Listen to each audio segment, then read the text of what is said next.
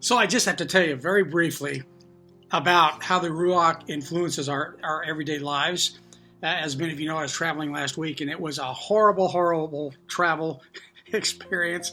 And when I finally got to the Seattle airport, I called the Lyft guy or the Uber guy, and he got lost. He couldn't find me, and I couldn't find him. And finally, when I got in the cab, he didn't help me. His cab smelled like smoke. The guy was an older Vietnamese guy, and he didn't know how to get to where I was going and everything.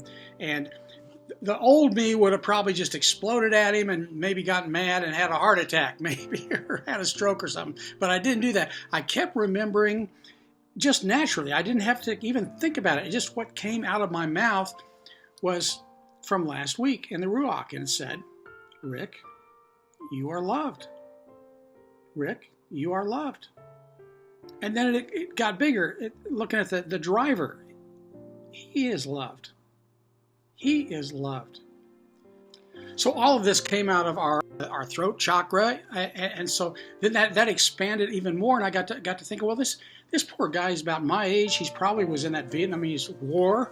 What a horrible experience that must have been. And he should be retired now, but instead he's having to drive an Uber or a Lyft. And I started feeling compassion for this guy, even though this was a terrible, terrible experience.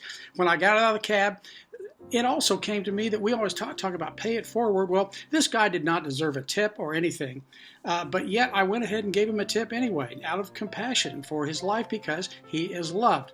So I just thought you might want to know that the Ruach, the things we do in the Ruach every week actually have real world experiences. So see you Tuesday.